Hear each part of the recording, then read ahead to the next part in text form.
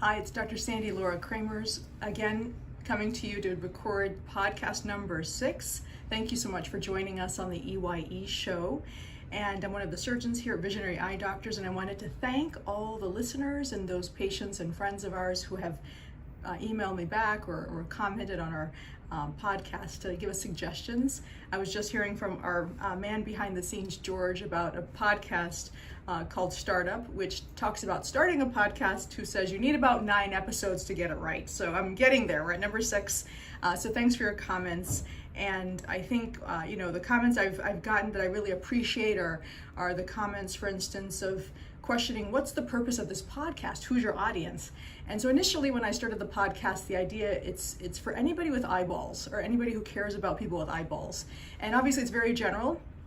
Some people said, well, why do you talk about faith? I said, I couldn't help it, I'm sorry. And then another friend said, well, the eyes are the window to the soul, so why not? And I was like, well, I guess that's true, so I'll try to keep faith to a minimum, but it's part of who I am. So, and then another friend said, you clocked saying the word Harvard 3 times per hour at the last episode.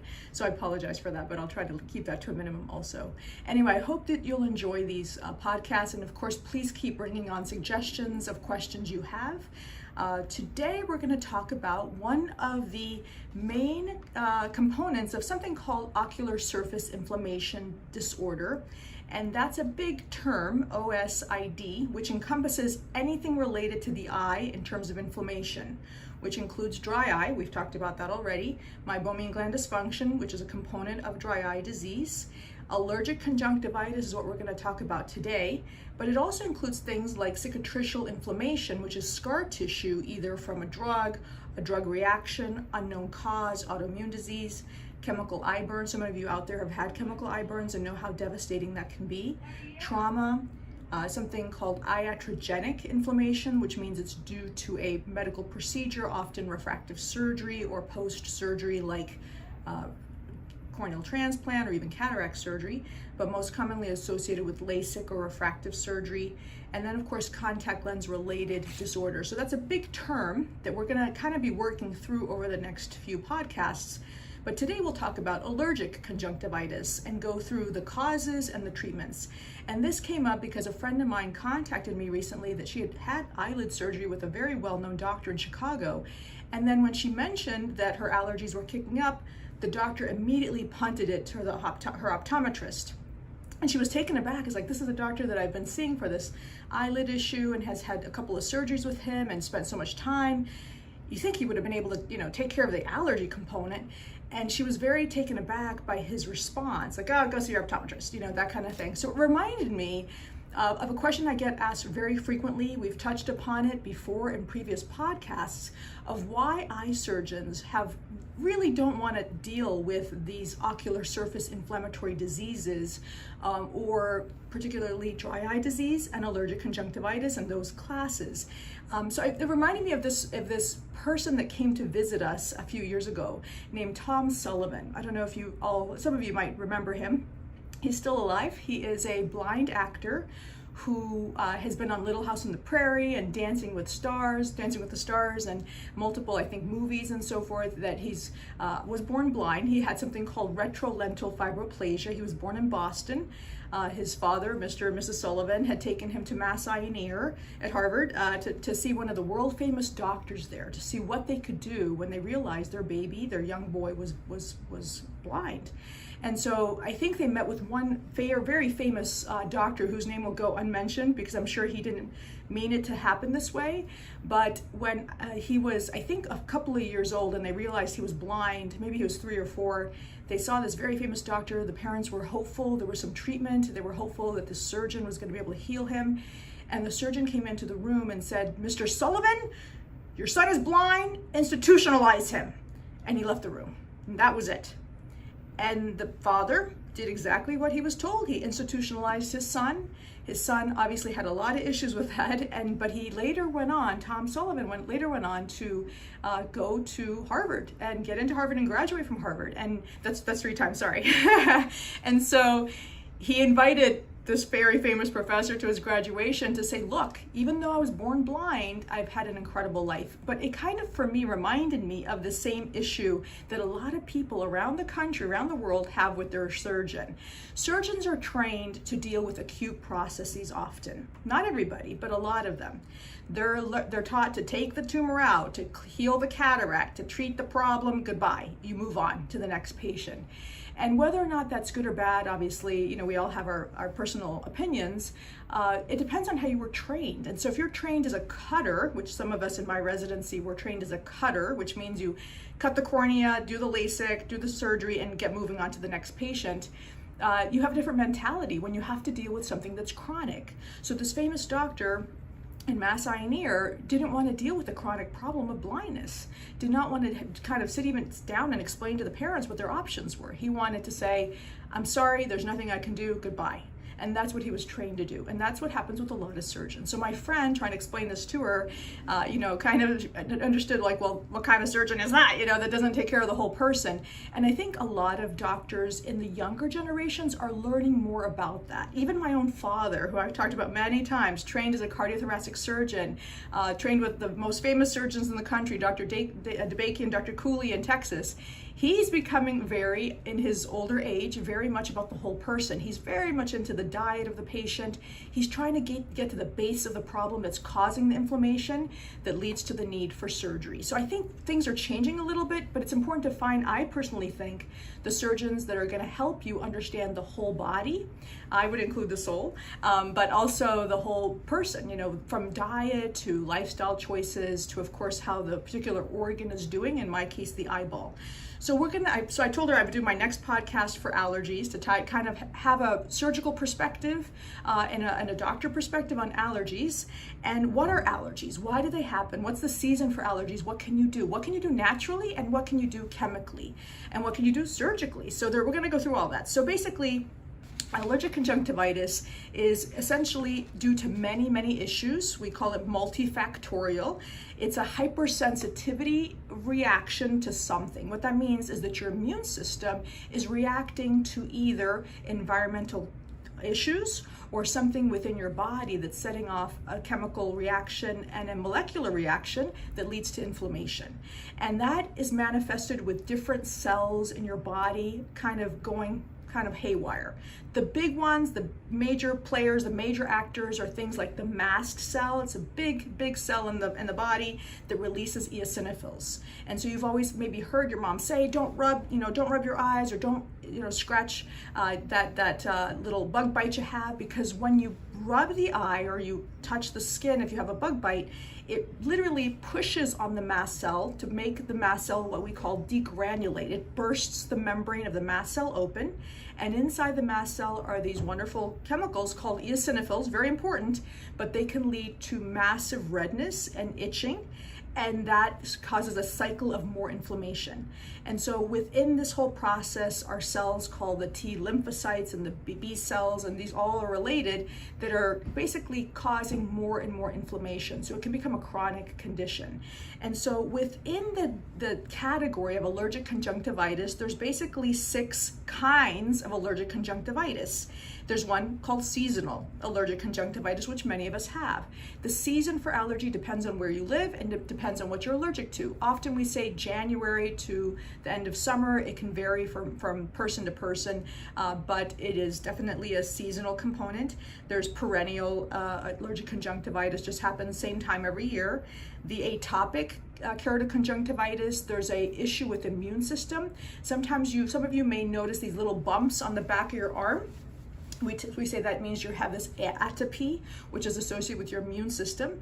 There's vernal keratoconjunctivitis, which means when we flip your eyelid, we see these cobblestones of cells that literally can feel like there's sandpaper rubbing against your eye over and over, and it's due to an allergy. Contact lens related allergic conjunctivitis can be due to either the contact lens material or the solution of the contact lens. And giant papillary conjunctivitis, similarly, it can be a reaction to the contact lens or from a different source.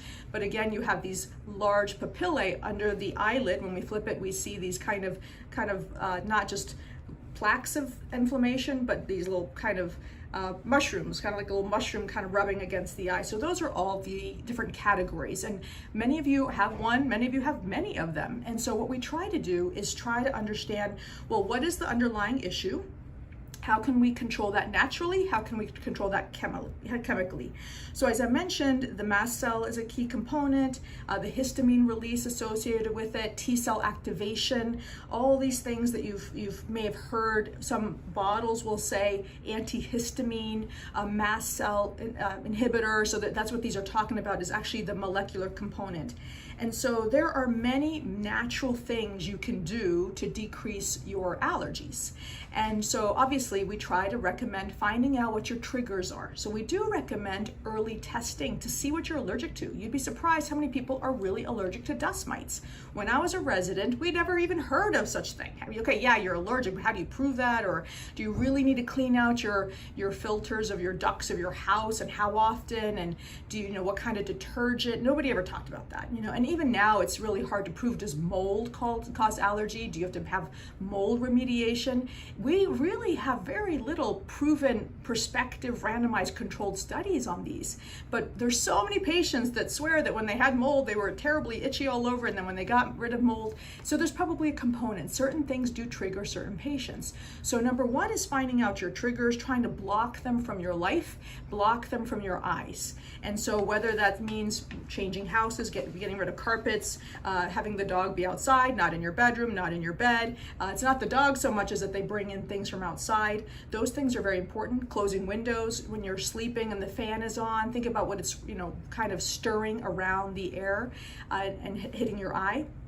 We know that allergies affect dry eye patients, and dry eye patients have sometimes worse allergies, and they're related because when you have dry eye, or your meibomian glands don't produce enough oil, or the lacrimal gland doesn't produce enough water, when you get an allergen in the eye, it doesn't flush it out the way it should, and then it sets up more of this chronic cycle of inflammation. So they're related and they can make each other worse. So we do recommend these natural things as much as you can, such as even wearing the Xena glasses. So these are kind of goggle glasses. Amazon has ski goggle glasses that kind of just provide a little seal to try to keep the allergens away. Some people will put kind of even like a saran wrap around them if there's a little gap because their face doesn't fit well in these glasses. So you're just trying to isolate your eyeballs and your eyes away from the rest of the environment. Some people are allergic to their secretary's perfume. I've heard that. All kinds of things. So think about those. Moisture chamber glasses when you're sleeping at nighttime, trying to avoid the air from hitting your eye, especially if you tend to turn a lot. Sometimes the eyelid opens up. The classic diagnosis or the classic symptom of allergy is itching. So itching is usually due to two things. Number one, allergy, and number two, a virus. And if it's very, very severe itching, we always think of what's called adenovirus or like a viral conjunctivitis. But most often itching is due to some type of allergy, and it can be made worse with dry eye. So that's why it is one of the symptoms of dry eye, but most often there's an underlying allergy. So that's one of the key symptoms. Then that release of the eosinophils, like we talked about, can lead to redness, sometimes swelling, sometimes even discomfort. So those are the key symptoms of allergic conjunctivitis. And so whenever you have any type of redness or itching, we tell people use cold compresses or cold ice or cold artificial tears without preservative, because we're trying to use the cold compresses to stabilize the mast cell membrane so it doesn't degranulate. We know that heat makes redness worse. Heat makes itching worse. Heat can sometimes even make pain a little bit worse. And cold is good for all those three things. But with the eye and the eyelid, it's kind of confusing because we need the heat to open the meibomian gland at the base of the eyelashes and the eyelid.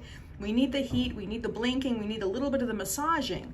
But if you're a patient that has ocular rosacea or chronic allergic conjunctivitis, that heat, even though we need to do it, can make the symptoms of redness, itching, swelling, pain worse. So then you put cold. So we say heat minimum twice a day. You might need to follow it with cold compresses or cold artificial tears or cold ice packs. But whenever you're in the middle of the day or you wake up with terrible itching, we always have cold, to kind of decrease the swelling, or put ice on your bags and so forth that's trying to decrease swelling. That cold is really important as well. So it's kind of confusing, but you're using it for different reasons, and different cells respond differently to heat and cold. So just so you know, we recommend things like showering frequently. So There's top 10 natural things I want to just go through really quickly. So number one, know your allergies. Get a quick allergy test. Very easy to do. Most eye doctors even do it now. Of course, allergists do this, but even most ophthalmologists and optometrists have that technology. Number two is shower with cold water as frequently as you can. Cold showers are awesome for many reasons, but especially if you have allergies. You want to just get the pollen and things off your body. Change clothes if you need to when you're going inside. Number three is your healthy diet and drinking a lot of water. At least 64 ounces flushes out your system and helps stabilize cells. We recommend, as you know, a low inflammatory diet. I have so many patients that have told me their allergies got under better control when they got rid of the gluten, sugar, and dairy. It's not easy, but I'm on that diet. I know how hard it is, but we have a lot of patients that notice a difference with that, even with mosquito bites. Mosquitoes love a blood full of sugar as much as we love sugar, and so if your blood is not really sugary, there's a lot of data to show that you are not as attractive to certain kind of insects like mosquitoes. Number four is consider alternative treatments. Butterbur is one of the most promising, apparently, extracts available, and it's called ZE339 as an antihistamine. It's natural. I have not tried this. I have not seen a prospective randomized controlled study, but a friend of mine forwarded this to me. So look at the research on these different types of alternative treatments that seem to be over the counter and not have much of a risk. Number five, we talked about the cold ice packs and cold compresses over the skin. Number six, a neti pot, which I love for all kinds of things to prevent viruses, but just even kind of irrigating out your sinuses if you're prone to sinusitis or allergic sinusitis or allergic rhinitis. Cleaning that by putting basically a combination of either 3 teaspoons of basically salt with some water with 1 teaspoon of baking soda, mixing it in a little kind of 1 cup of water. Sometimes that's enough to kind of clean out your sinuses. Most people I know just use the salt and the water. You don't need the baking soda. But basically you're just trying to go in through one nostril, out the other, gargle with it, just trying to clean out your mucous membranes. Number 7 is keep your home clean. Now that's a double-edged sword. So in other words, we have a lot of data to say if you have children and your children grow up in kind of like a dirty environment, they actually have less allergies as opposed to a sterile environment. But once you are older and you have an allergy to dust mites, or let's say certain people are allergic to cockroaches and things like that, obviously you try to keep your house clean. Number 8 is inhale steam. Whenever you're very kind of congested and you're not sick, you just have allergies, even just inhaling a little bit of a boiling pot of water, just putting a little bit of cover over your head, or just don't burn your eyes or anything, but just inhaling some steam, or sitting in a room where somebody's taking a hot shower or you're taking a hot shower sometimes helps. And then number 9 is basically avoiding smokers and smoking, which I recommend for everybody anyway. And number 10, which is kind of sad to say during the past year of COVID, but wear a mask. Obviously protect your nose from the inhalation of the allergens. So those are kind of the natural things that we've recommended over the years that do seem to help. There's really little in terms of randomized controlled double-blinded studies that I know of on some of these things, but they do make sense, very low risk. And then in terms of the drugs, so a lot of people tend to go right for the drugs, and I don't recommend that. I do try to recommend just the natural things first, but if you find that you don't have time to do the natural things, or you just feel like they haven't worked for you, the gold standard number 1 is antihistamines, just trying to decrease the histamine, whether it's a drop or a pill. Some people need both. Number 2 are mast cell stabilizers, usually as a drop. There's many categories. I think there's hundreds of them. I don't think I have one that I would recommend in particular, but there's a bunch of them that do help. I think this is one of them. Zitrovate, let's see if it says it on the bottle. Sometimes it'll actually say what's the mechanism for it to be used. The problem with a lot of these antihistamines is they have preservative, which is BAK. That stands for benzoyl alkonium chloride, which can be irritating to cells. So some people are allergic to the preservative in these drops, and it's hard to find a preservative-free version of these drops. That's why my first recommendation after the cleaning routine, which I mentioned to patients, keep the eyelids clean, keep them free from pollen, is cold artificial tears non-preserved. And so my patients who are listening to the video can see I'm holding up an example of what they look like. They come in these tiny little containers usually that are a little annoying to use, but you want to use ideally first a preservative-free artificial tear, and putting it in the refrigerator or the freezer for a couple minutes before you use it helps decrease that inflammation. So first cleaning, and then you've seen this on my blog, some of you, is my overwhelming stepladder for all the allergies in the world, which treating all the allergies, all the treatments for allergies is basically the cleaning. We recommend still the diet, cold artificial tears, and then we talk about the over-the-counter drops versus prescription drops. So all the things that I'm mentioning in terms of antihistamine, mast cell stabilizers, there's an over-the-counter version you can try first. Then there is prescription versions of those too. And so those tend to sometimes work better for some patients, but most insurances don't cover any of the prescription anti-allergy drops at all anymore. And they can be somewhere between $300 to like $600 a month, which is kind of crazy. So just think about the natural things first and over the counter. So in terms of drug categories, besides the non-preserved artificial tears, are the antihistamines, number 1, number 2, mast cell stabilizers, number 3, non-steroidal drops. This is an example called Ketorolac. It's generic. They come in brand names also, but these can also be very expensive and sometimes not covered by insurance, and they burn often when they go in, so that has a negative side. And then number 4 are the steroids. We love steroids because they work so well. The problem is that long term they have the risk of developing a type of cataract that happens in young people, and it can cause glaucoma, which is it's a blinding disease. So we don't like to use steroids over a long period of time. So we try all the natural things first. If you are absolutely miserable, your eyes are swollen shut, you cannot even breathe properly, your eyes are just not able to function, and the over-the-counter and then the lower tiered prescription drops are not working, we of course give you the steroids, but we try to really minimize it over your lifetime. And then the 5th category are called immunomodulatory drugs, and these include things like cyclosporin A, also known as Restasis or Cequa. They're not FDA approved for allergies as far as I know, especially not Cequa. I have an example of what Restasis looks like. This is definitely approved for dry eye disease. The Cequa is approved for dry eye disease. I don't think it's approved yet for allergies, but it does work for allergies, so we'll use it off-label for allergies. And the Cequa, the prescription for the cyclosporin, which is basically a very strong anti-modulatory agent, is 0.05%, and the Cequa is 0.09%.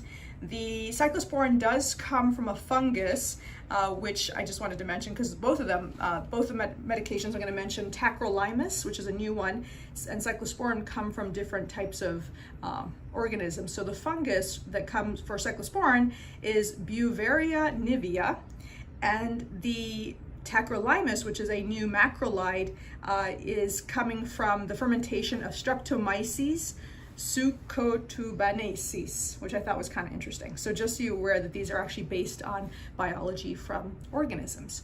And then my favorite immunomodulatory category are the biologics. And we have a lot of success with patients using their own serum, their own platelet-rich plasma to help modulate their inflammation. Both it works for dry eye disease and it works very well for allergic conjunctivitis. And that comes from your own blood. We isolate just the serum, or we isolate just the platelets, and they work really well for those.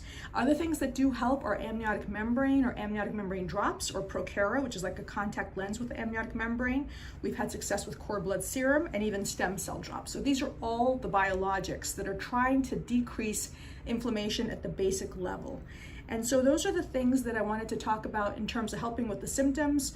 If you have any questions, let me know. I hope this was helpful, and just keep your eyes clean, keep blinking as you listen to people and listen to me or talk to people, and hopefully your allergy season will be short this year. Have a great day. Bye-bye.